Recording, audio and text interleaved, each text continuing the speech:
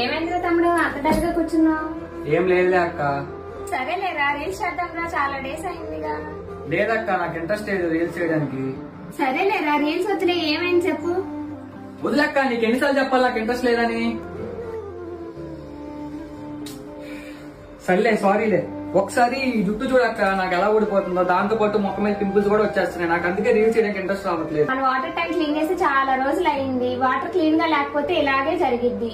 Future లో skin allergies వచ్చే అవకాశాలు కూడా ఉంటాయి. అందుకే వెళ్ళి వాటర్ ట్యాంక్ క్లీన్ చేయి. మనకున్న బిజీ లైఫ్ లో ఇప్పుడు ఎక్కడక్క వాటర్ ట్యాంక్ క్లీన్ చేసేది.